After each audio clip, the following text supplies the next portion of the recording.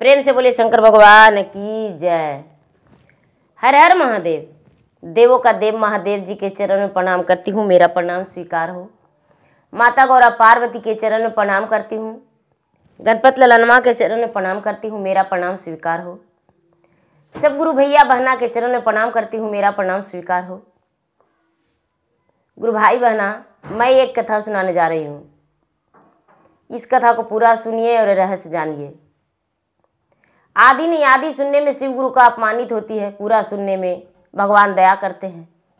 घर में सुख शांति आती है, लक्ष्मी माता की आवाहन होती है।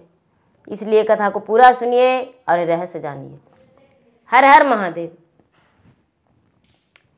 गुरु भाई बहना, एक बार की बात है, एक राज्य में एक राजा थे और एक रानी। राजा साहब पूजा पाठ बहुत करते थे, देवाय धर्माय करते थे, लेकिन शिव गुरु को गुरु नहीं बनाए थे। 3 सूत्र के पालन नहीं करते थे। राजा साहब निसंतान थे। राजा साहब का कोई संतान नहीं था।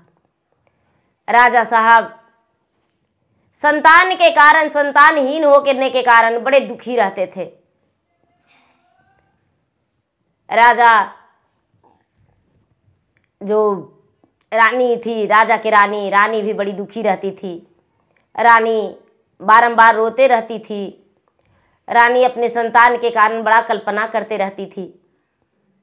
धीरे धीरे समय व्यतीत हो रहा था।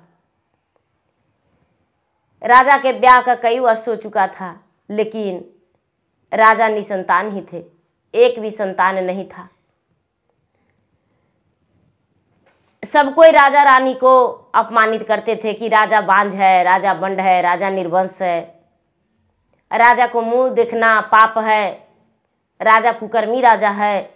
बड़ी तरह तरह की बातें किया करते थे। एक दिन राजा और रानी बोले कि देखिए, इस राज में रहना हमको गलत है। जिस प्रजा को अपने बेटा के समान माने, जिस प्रजा को हम इतना भलाई किए, वही प्रजा आज मुझे काटने दौड़ता है। वही प्रजा जो है मुझे देखना पसंद नहीं करता है। तो ऐसा करें कि हम इस राज को त्याग के और जाके बद्रीनाथ में रह जाएंगे, अयोध्या जी में रह जाएंगे। रानी बोली कि महाराज इस बात को तो हम कब से ही सोच रहे थे, लेकिन हम कह नहीं पा रहे थे, हिम्मत नहीं जुटा रहे थे। चलिए हम चले जाएंगे। राजा और रानी ठीक आधी रात में दोनों घर से निकल गए। पैदल की रास्ते चलने लगे। पैदल की रास्ते चलने लगे। चलते चलते चलते चलते चलते चलते बहुत दूर चले गए।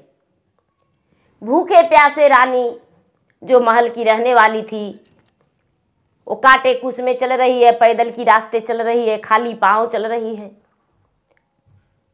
एक जगह महादेव का मंदिर था और महादेव के मंदिर के पास बहुत सारी शिष्या लोग जो थी, गुरु भैया गुरु बहना, चर्चा कर रहे थे। राजा और रानी दोनों छाह में बैठने के कारण वहां पर विलंब गए और रुक गए। राजा को भजन बहुत अच्छा लगा। रानी को कहानी सुनकर बड़ा मन एकदम तृप्त हो गया, आनंद मिला। राजा कहते हैं कि ये रानी साहब, ये सब क्या करते हैं, जरा हमें भी जानकारी होना चाहिए। राजा रानी से कहते हैं, रानी लोगों से पूछी कि बहन जी, आप इतना सब बैठकर क्या कर रहे हैं, यहाँ पर कौन सी पूजा होती है? अरे पूजा तो हम भी करते हैं, लेकिन ऐसे नहीं करते हैं। कुछ लोग भैया बहना बोले कि देखिए, हम भगवान के भक्त हैं, हम शिष्य हैं शिव गुरु का, शिव को गुरु बनाए हैं, 3 सूत्र के पालन करते हैं। दीदी बोली, रानी जो थी, रानी बोली कि भैया 3 सूत्र के पालन क्या होती है, हमें भी बताइए। गुरु भैया गुरु बहना राजा रानी को वहाँ नाम दर्ज करवा दिए, नाम घोषणा करवा दिए। और 3 सूत्र के पालन करने के लिए बता दिए कि देखिए भैया, सुबह उठ के तो पहले धरती माता को सभी प्रणाम करते हैं, सुबह के देवी देवताओं को तो सभी प्रणाम करते हैं, नमन करते हैं। उसके बाद पैर हाथ धो के और किसी स्थान लेकर शांति से भगवान से दया मांगिए कि हे शिव गुरु, आप मेरे गुरु हैं, आपका शीश हूँ, मुझ पर दया कर दीजिए। हे भोलेनाथ, आप मेरे गुरु हैं, मैं आपका शीश हूँ, मुझ पर दया कर दीजिए। दूसरा में चर्चा बढ़ाना है कोई भी गुरु भैया से, गुरु बहना से कि हे गुरु भैया, गुरु बहना, हम शिव को गुरु माने हैं, आप भी मानिए, जानिए, पहचानिए, लीजिए, आजमाइए। और तीसरा में 108 बार नमः शिवाय नमः शिवाय जाप करके शिव गुरु को प्रणाम करिए। तीसरा सूत्र, 3 सूत्र को ज्ञान राजा और रानी को दे दिए। राजा और रानी इस बात को मन में लगा लिए। राजा और रानी 3 सूत्र के ज्ञान लेकर सब गुरु भैया बहना से कहते हैं कि देखिए गुरु भैया बहना, जो मन में मेरा इच्छा है वो पूर्ण हो जाएगी तो फिर हम आएंगे चर्चा कराने के लिए। इतना कह के राजा रानी दोनों मन ही मन सोचे कि हे भगवान, यदि मेरा पुत्र होगा तो आपका भक्त बनेगा, आपका सेवक बनेगा। इतना कह के और राजा रानी दोनों अपना नगर के लौट आए, अपना नगर में रहने लगे। राजा रानी दोनों भगवान का भक्त थे, भक्ति करने लगे, 3 सूत्र के पालन करने लगे। धीरे धीरे धीरे धीरे धीरे धीरे समय बीता। राजा रानी का जब 1 साल हो गया तो रानी गर्भवती हो गई।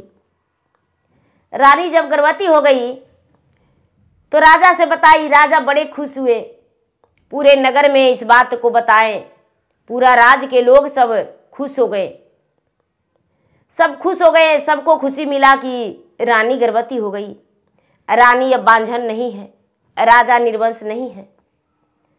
इस बात को सबको अच्छा लगा। धीरे धीरे धीरे धीरे समय बीतता गया, समय बीतता गया। 9वां महीना पूरा हुआ। 9वां महीना के बाद रानी का उदर से एक पुत्र जन्म लिया। रानी उस पुत्र को बड़ा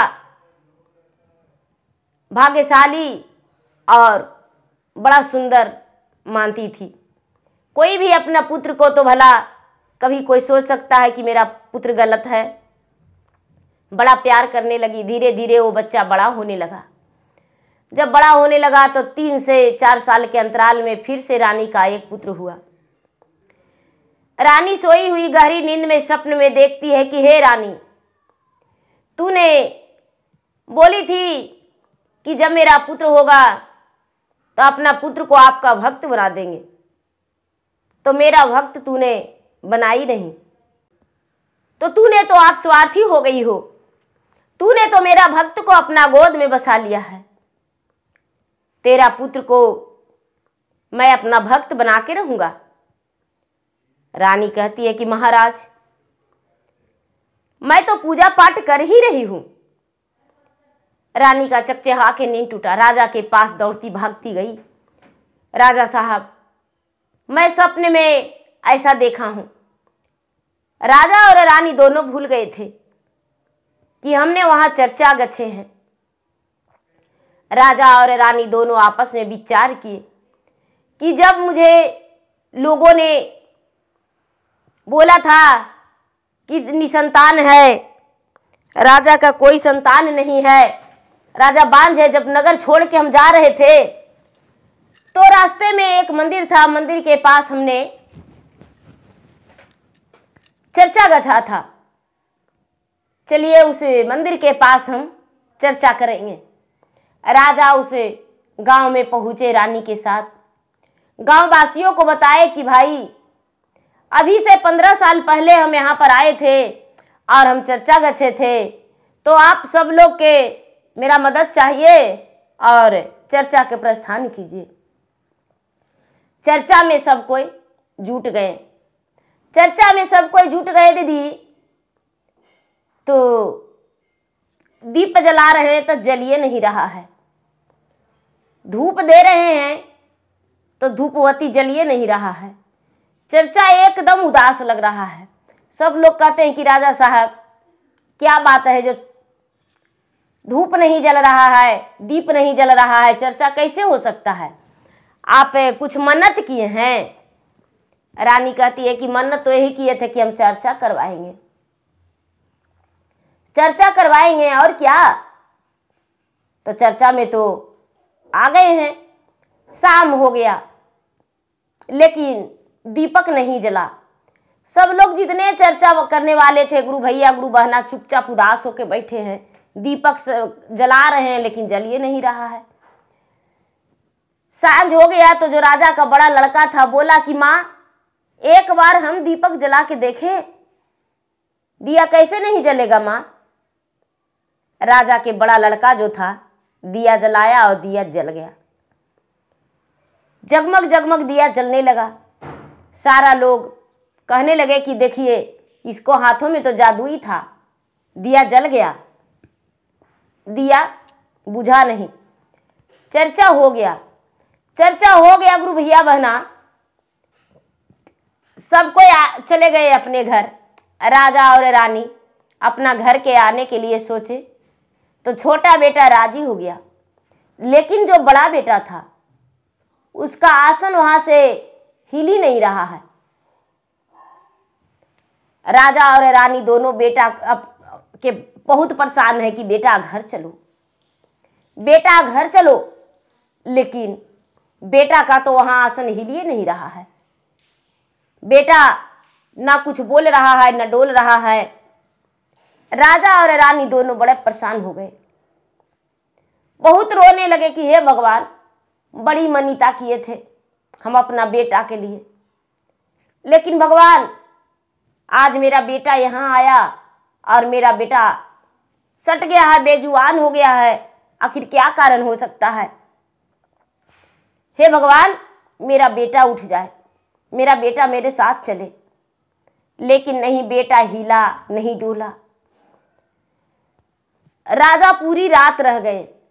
सवेरा हुआ, राजा का बड़ा बेटा आराम आराम से उठ गया और उठ के जाके स्नान किया। नजदीक में नदी था, नदी तालाब में जाके स्नान किया। स्नान करके बगीचे में जाके बड़ा सुंदर सुंदर फूल तोड़ा, फूल तोड़ के डाली भर के ले आया। मंदिर में जाकर बड़े प्रेम से पूरे साफ सफाई कर दिया। मंदिर में साफ सफाई करके और भोलेनाथ को गजला पहना दिया, माता पार्वती को फूल के हार पहना दिया, पूरा मंदिर को सजा दिया, पूजा पाठ करके और पुजारी बन के वहां पर बैठ गया। राजा रानी पूरा गिड़गिड़ाते रह गए, लेकिन राजा का बेटा राजकुमार कुछ नहीं बोला। रानी सोचती है कि हे भगवान, मेरा दूही को बेटा है, एक बेटा मंदिर में कैसे रह सकता है, भूखा सूखा कैसे रहेगा। रानी राजा से कहती है कि हे स्वामीनाथ, हम लोग कहीं चलिए, कोई ब्राह्मण से मिलेंगे, कोई तांत्रिक से मिलेंगे और अपना बेटा को तो घर जरूर ले जाएंगे। रानी ब्राह्मण के पास गई। ब्राह्मण देवता जब पोथी पत्रा खोल कर देखते हैं तो कुछ वैसा है ही नहीं। रानी बिल्कुल एकदम पागल सी हो गई, बहुत रोने लगी, बहुत गिड़गिड़ाने लगी। रानी काशी जी जाके और ब्राह्मण को कुछ बुलवाई। कुछ लोग बोले कि ये रानी, आप शायद कुछ गच्छे होंगे, यज्ञ करवा दीजिए उस मंदिर के पास, हो सकता है आपका बेटा वापस आ जाए। रानी सोचती है कि यज्ञ करवा दे तो हाँ। राजा से रानी बोली कि हे स्वामीनाथ, इस मंदिर के पास यज्ञ करवा दीजिए ना, कितना खर्चा होगा, यज्ञ करवा दीजिए और मेरा बेटा घर चलेगा।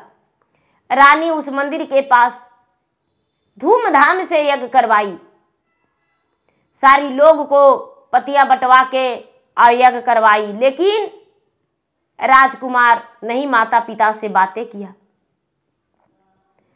राजा रानी दोनों बड़ा व्याकुल हो गए। अब भगवान माता गौरी और पार्वती रानी पागलों की तरह दिन रात रोते रहती थी। एक बार की बात है कि शंकर भगवान और पार्वती दोनों सैलानी के लिए निकले थे। रात में ठंडी ठंडी हवा चल रही थी, सुहाना मौसम था और शंकर भगवान पार्वती दोनों घूम रहे थे। ठीक आधी रात में रानी जोर जोर से रो रही थी। उसका रोने का आवाज पूरा चारों कोना गूंज रहा था। माता पार्वती सुने, कहते हैं कि महाराज, इतना बड़ा राजमहल है, पूरे गांव सोए हुए हैं, गरीब और अमीर जितना है सब सोया हुआ है। आखिर क्या विपत्ति पड़ गया है जो इस घर में रोने का आवाज गूंज रहा है इतना। भगवान भोलेनाथ कहते हैं कि हे देवी, आपसे क्या छुपा, आपसे तो कुछ छुपा नहीं है, लेकिन इस राजमहल में जो रानी रो रही है, उन्होंने मन्नत किया था अपने गर्भधारण से पहले कि हे भगवान, यदि मेरा संतान होगा तो अपना पहला पुत्र को आपका भक्त बना देंगे, आपका सेवक बन के रहेगा, मेरा गोद भर दीजिए। और उन्होंने मेरा शीश बनी। तो बस मैं वही किया हूं जो रानी ने मन्नत किया था, क्योंकि मुझे बोल दी थी कि आपका सेवक बन के मेरा पुत्र रहेगा।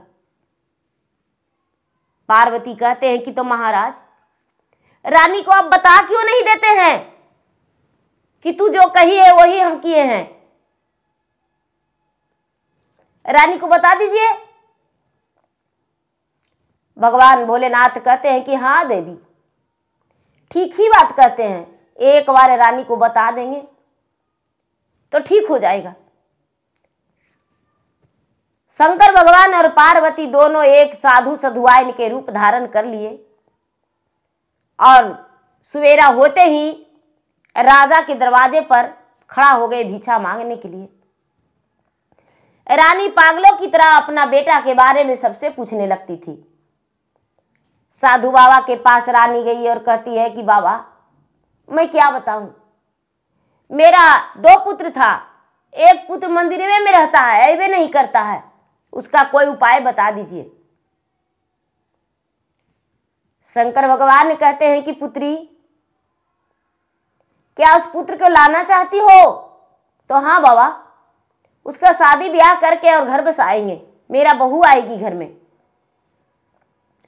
शंकर भगवान कहते हैं बड़े प्रेम से, दीदी की याद करो, जिस दिन तुम निसंतान थी तो व्याकुल थी कि हमको संतान की जरूरत है, तो तूने अपना नगर छोड़ के जा रही थी और रास्ते में मंदिर में चर्चा हो रहा था, तो क्या गच्छी थी तूने चर्चा में कि हे भगवान, यदि हमको संतान हो जाएगा तो एक संतान के भक्त बना देंगे,